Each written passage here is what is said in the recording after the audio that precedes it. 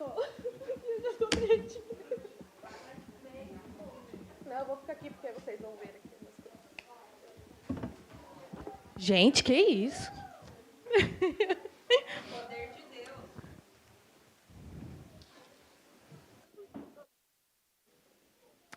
Vocês lembram? Clica assim em cima da... Ah, não, é para produzir. Tem que... Ajuda aí. Aonde? Aí fica cheinha a tela assim. Vocês lembram dessa moça aqui que apareceu na imagem?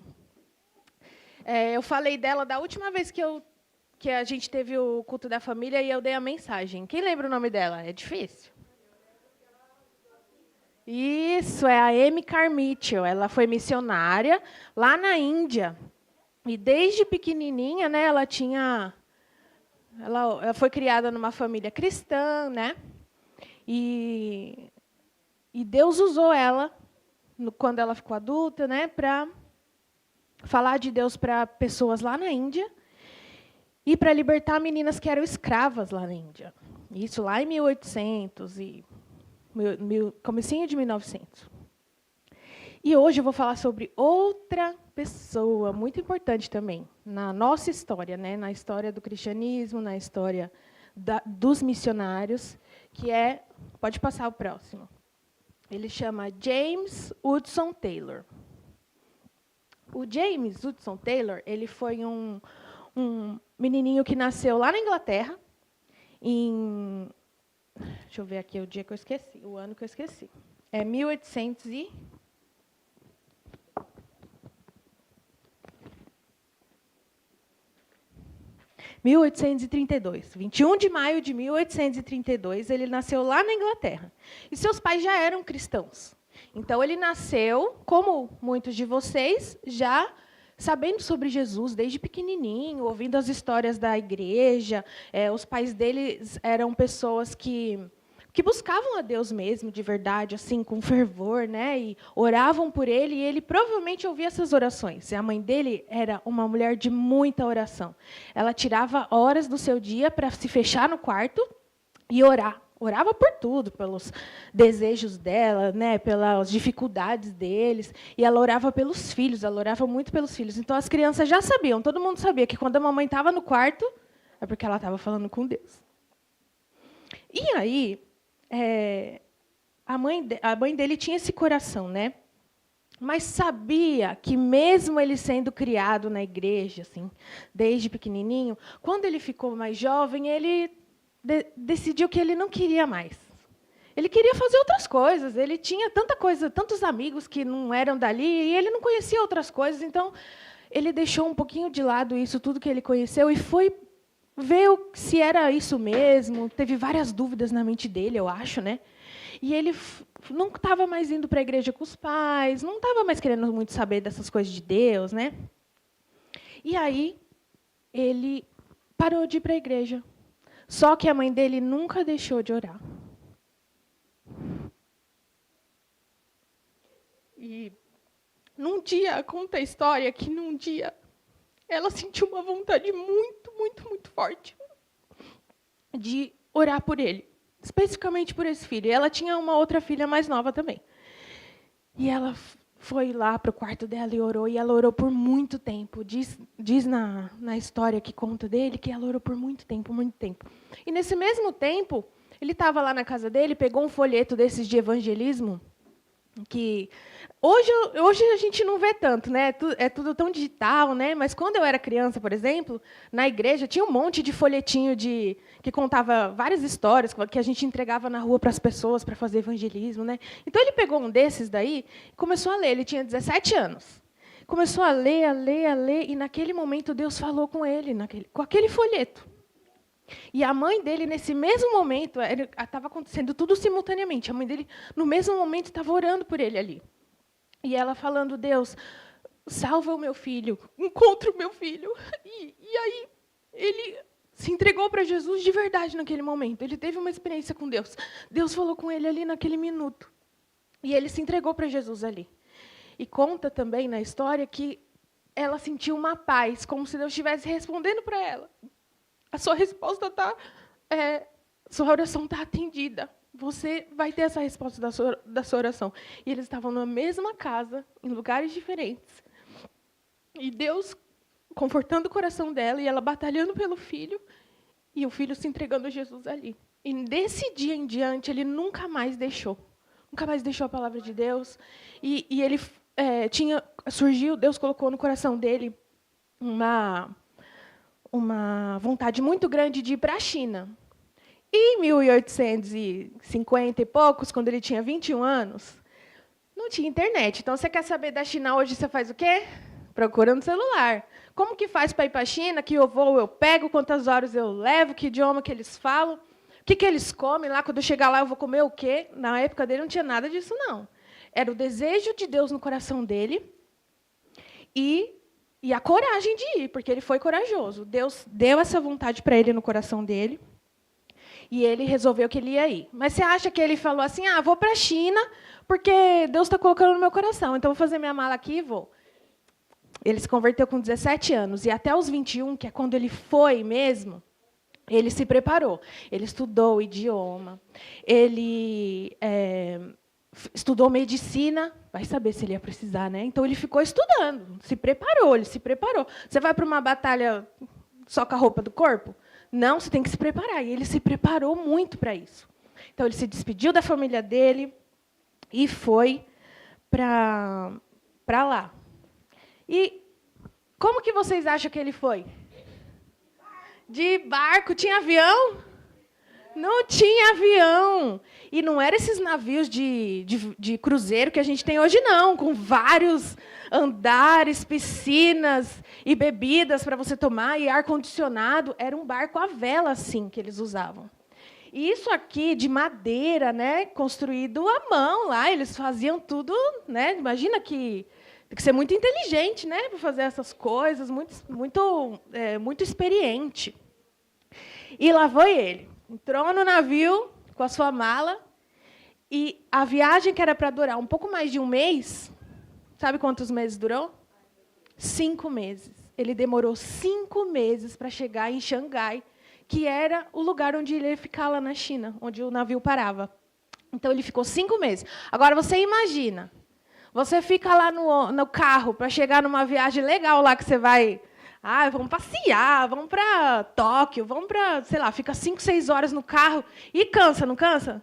Para no Combine, para ir no banheiro, toma uma água fresquinha, o carro tem ar-condicionado, põe uma musiquinha para distrair e come um onigiri, isso mesmo. Mas, antigamente, eles não podiam sair. Não tinha, assim... Eles deviam parar em alguns lugares, né, estratégicos lá nas costas, que eu não entendo muito bem desse negócio de navegação, mas devia ter umas paradas, mas não é assim, programada, tal hora eu vou estar aí, porque é o mar, é natureza, era o vento, era de vela, então dependia do vento. E ele demorou 5 meses. Naquela época tinha muitas doenças, e eles mesmos passavam doenças uns para os outros no navio, então devia ter sido uma viagem muito, muito difícil. E nesses 5 meses, eles enfrentaram muitas dificuldades. E quando ele chegou na China, diz que ele orava e chorava e agradecia a Deus, porque passou todos aqueles perrengues ele passou lá, mas eles chegaram. Que aventura, né? Imagina? Passar tudo isso sem saber se ia chegar, porque ele sabia que Deus tinha colocado a vontade no coração dele. Mas será que esse barco aí não ia capotar, virar com aquelas tempestades?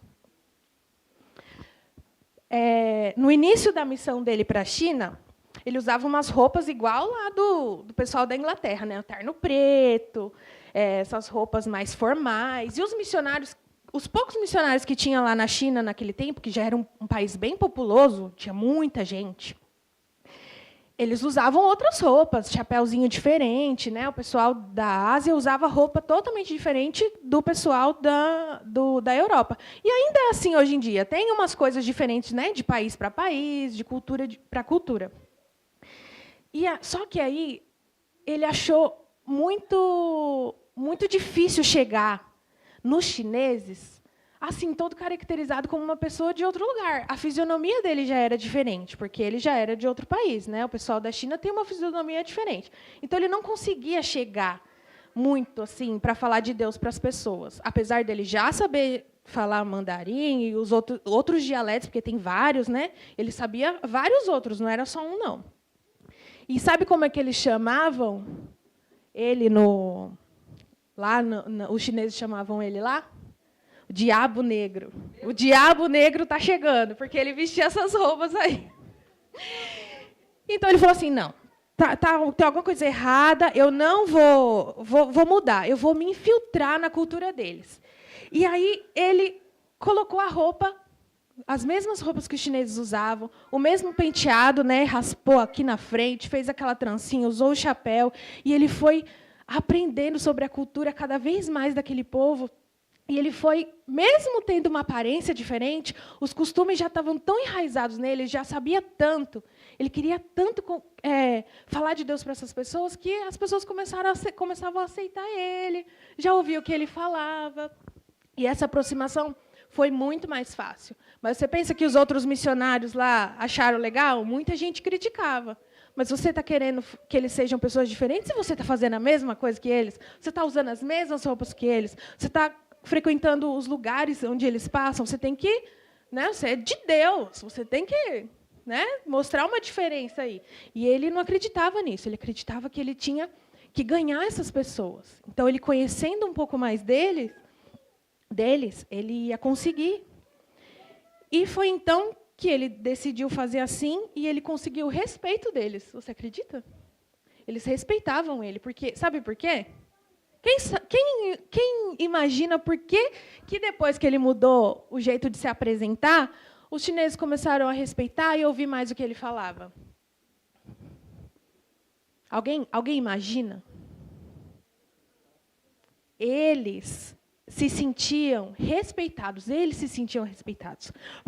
porque uma pessoa de fora chegou e se adaptou à cultura deles, respeitou o lugar que eles moravam.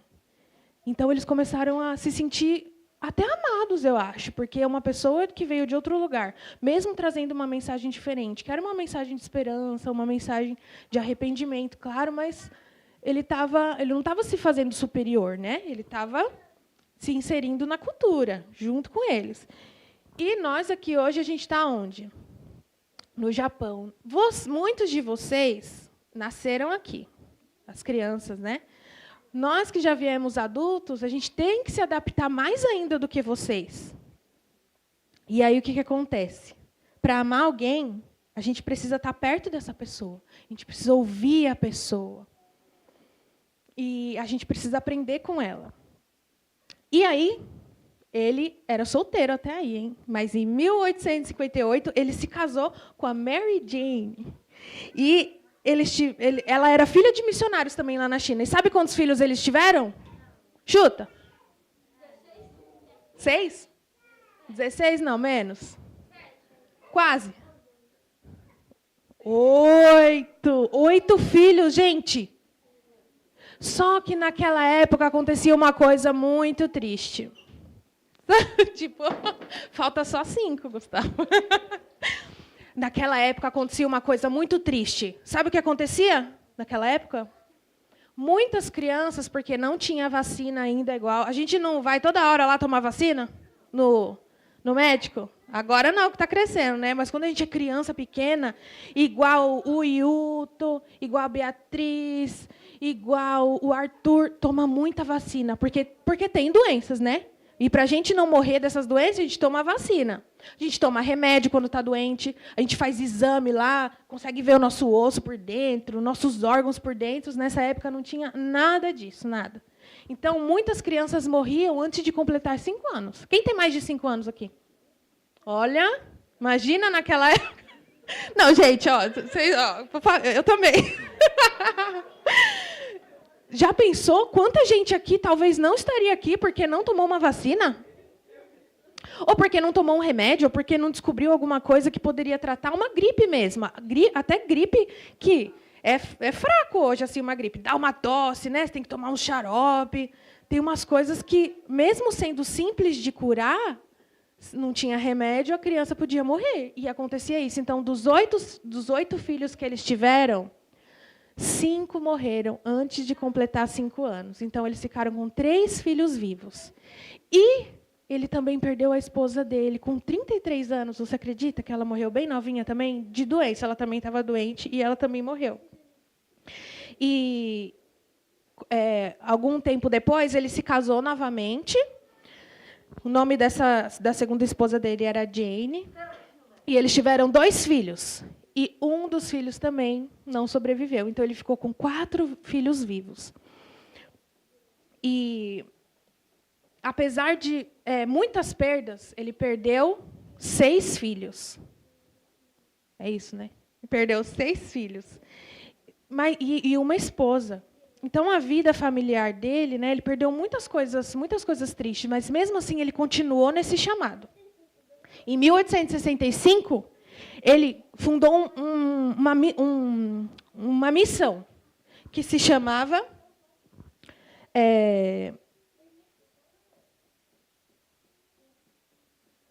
Esqueci, gente. Espera aí. Ixi, peguei o nome. Espera aí. Missão para o interior da China. Lembrei, eu não coloquei no papel, mas eu lembrei. Missão para o interior da China. E, nessa missão, ele saía pela China toda, de carro, de ar-condicionado.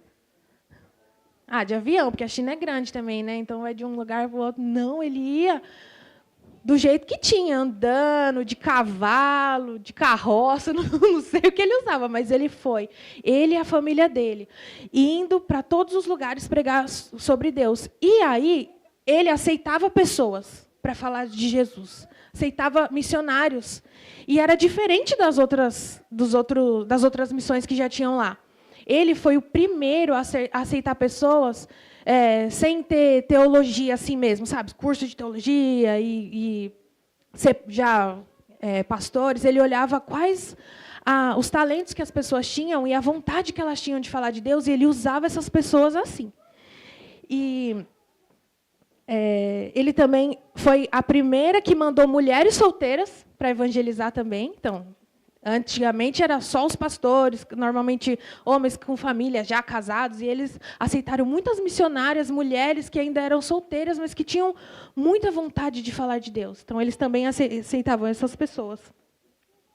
E não tinha que ter uma denominação. Por exemplo, nossa igreja Home Church, aí tem as igrejas batista, metodista, tem vários tipos de igreja. Então, tem missão que você tem que ser daquela denominação para você ser missionário deles. Ele não, ele abriu, ele falou, quem quiser vir se juntar a nós e falar de Deus para as pessoas, pode vir que a gente aceita. E ele era um homem de muita oração, igual a mulher dele. Só que tem um diferencial. Ele pedia para esses missionários, uma exigência que ele fazia, praticamente, que eles se infiltrassem na cultura assim como ele. Vocês precisam saber bem como a cultura funciona, amar as pessoas, tratá-las como seus irmãos, não como superiores, né? E ele tinha um coração de muita oração, igual a mãe dele. E uma frase importante que ele falou e ficou gravada é que se eu tivesse 1.000 libras, que era o dinheiro lá da Inglaterra, a China teria essas 1.000 libras. Se eu tivesse 1.000 vidas, a China as teria. Não a China, mas Cristo. A gente pode fazer muito por ele? Podemos fazer o suficiente para um Salvador tão precioso assim? Tudo que a gente tem, a gente pode entregar para Deus, Marina? Tudo que a gente tem, a gente pode entregar para Deus? A gente deve entregar para Deus, né? E o legado dele, que é uma coisa que ele deixou, uma coisa para a gente aprender, é a oração. Ele era conhecido como um homem de muita oração, assim como a mãe dele. E ele acreditava muito mesmo que a oração ia suprir as necessidades dele, porque Deus ia ouvir o que ele precisava para a missão. E foi um testemunho de fé e de vida. E a sua vida é um testemunho de oração e de fidelidade a Deus que a gente pode ver até hoje. E se aplicou para os filhos dele também. Ele não ficou com 4 filhos vivos? Desses 4 filhos, todos eles se infiltraram em missão também, né? Deram a sua vida por missão. E um deles continuou na missão que o pai já tinha aberto, né? Naquele campo missionário que o pai dele tinha aberto lá. E vocês acreditam que esse ministério continua até hoje. Fiz as contas, 160 anos depois. Esse ministério, pode passar, ainda continua até hoje. E pela Ásia toda. E sabe onde eles estão? Aqui, no Japão. Em Hokkaido, Tohoku e Kanto, tem igrejas abertas por eles. E eles continuam fazendo isso pelo leste da Ásia, por vários países. Só que ela mudou de nome. Agora ela chama OMF, né? E ela tem parceria com 2.500 obreiros, mais de 40 nações e 100 povos do leste asiático alcançados. Seu foco ainda é alcançar os povos, evangelizando, nas áreas de perseguição também. Então, aqueles países que as pessoas são perseguidas, que não pode falar de Deus, também tem missionários indo para lá, arriscar suas vidas, falar de Jesus nesses lugares. E tudo isso porque ele obedeceu, porque ele tinha uma mãe que orava. E essa última imagem que eu vou passar aqui é uma outra frase dele. Deus me escolheu porque eu era bastante fraco.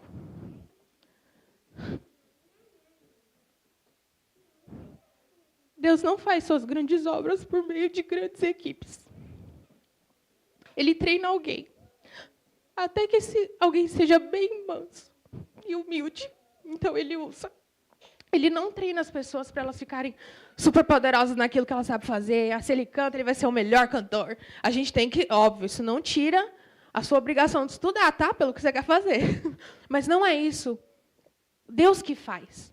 E ele vai usar o talento que você tem, com um coração humilde e bem manso, para você trabalhar para ele. Quando você estiver bem preparado, com seus ouvidos preparados, com seu coração bem preparado, e bem, igual uma massinha que ele consegue modelar assim você, aí ele vai usar você. Porque você não vai fazer mais o que você quer. Você vai fazer a missão que ele colocou no seu coração.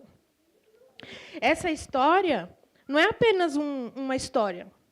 É uma vida que os pais entregaram desde pequenininhos.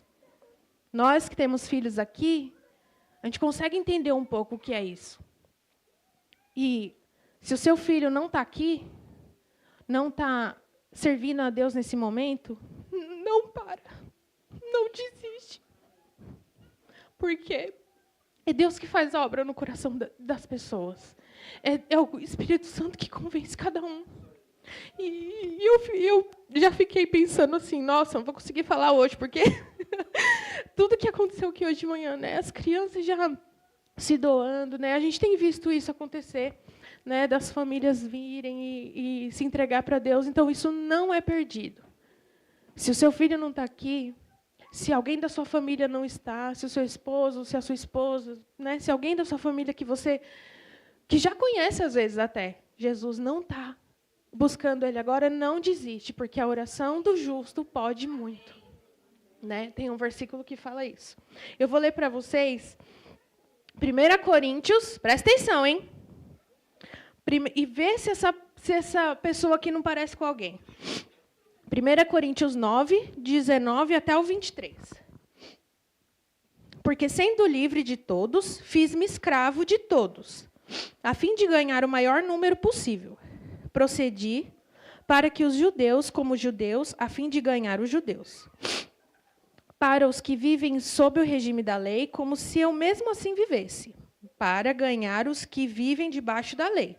Então, ele se fez igual os da lei, igual os fracos, para ser igual a eles, para ganhar mais pessoas.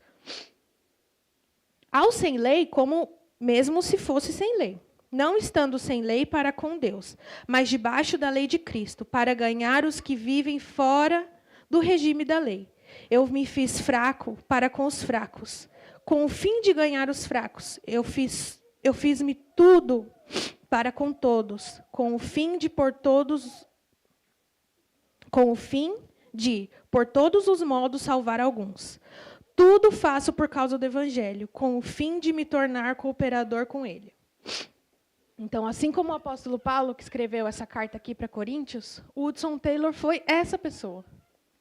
Então, quando você lê esse pedaço aqui, parece que você está vendo ele fazer as coisas, porque ele foi para um outro país sem né, sem saber talvez tudo que esperava ele lá.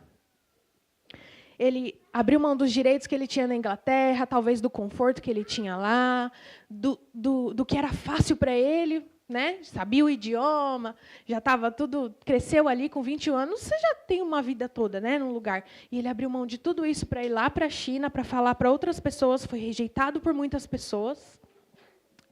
Mas depois que ele entendeu como que ele deveria trabalhar, o que Deus queria dele nessa missão, Deus foi fazendo as coisas para ele. Deus foi abrindo as portas para ele. Porque ele que se colocou na mão de Deus, igual essa massinha aí que a gente amassa e faz o que a gente quer dela.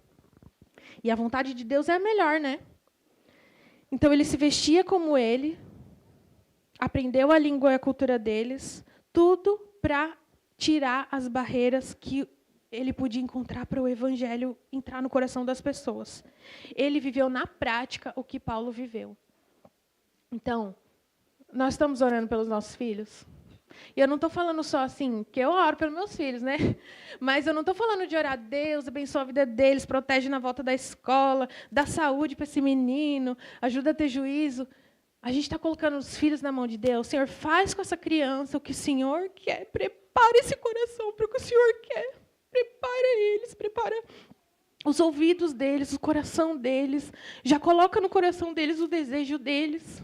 O desejo neles de fazer o que o Senhor quer um dia. Vai preparando a cabeça deles. Então, a gente está orando por isso, né? E, crianças, vocês também podem orar. Deus, o que o Senhor quer que eu faça na minha vida quando eu crescer? O que o Senhor quer que eu faça agora? Porque você já é uma pessoa que faz coisas, não é? Você já estuda, você já tem amigos, você já vem aqui, vocês cantaram lindamente aqui, falaram versículos. Gente, muitas coisas a gente faz em família aqui. Então, você também pode orar. Deus, me ajuda a saber o que eu tenho que fazer.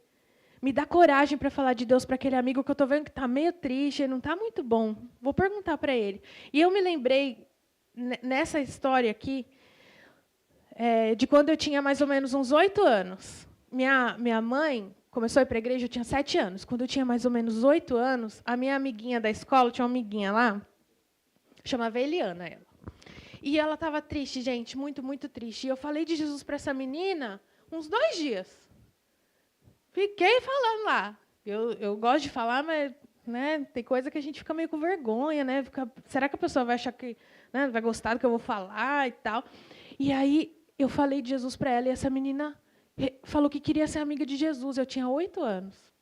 Não sei mais da Eliana. Ela se mudou. Não sei como ela está. Mas eu me lembrei disso, que com 8 anos eu falei de Jesus para alguém. E essa pessoa aceitou Jesus naquele momento. Assim, ela podia ser amiga de Deus. Ela entendeu que ela podia ser amiga de Deus. Então, a gente pode fazer a diferença no mundo com a idade que a gente tiver. Porque se Deus é o seu Deus, Ele vai fazer muitas coisas através da sua vida. Muitas. Igual Ele fez do Hudson, aqui, em outro país, na sua igreja, na sua escola, quando você for maior e for trabalhar. Então, a gente tem que orar por isso, para a gente ser igual ao apóstolo Paulo, e para a gente fazer como o Hudson Taylor fez também. Ele aprendeu a palavra de Deus, ele deu uma escorregada ali, mas Deus encontrou ele pelo caminho, chamou ele ouviu a voz de Deus e ele veio para fazer o serviço de Deus. Então, vamos orar para a gente continuar aprendendo de Deus e tendo vontade de... Deus coloca essa vontade no nosso coração da gente trabalhar para Ele, para a gente ser útil para outras pessoas. Tá? Vou orar.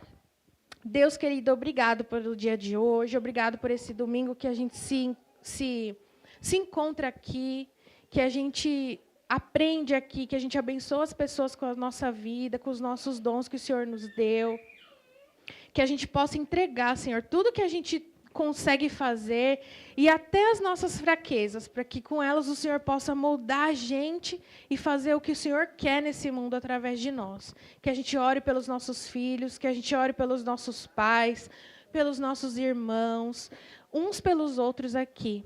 Que a gente possa se ajudar, Senhor, a ser o que o Senhor quer que a gente seja, que a gente possa ser um combustível um para o outro, animar o outro, para que a gente possa servir o Senhor da melhor forma. E é isso que eu peço em nome de Jesus. Amém.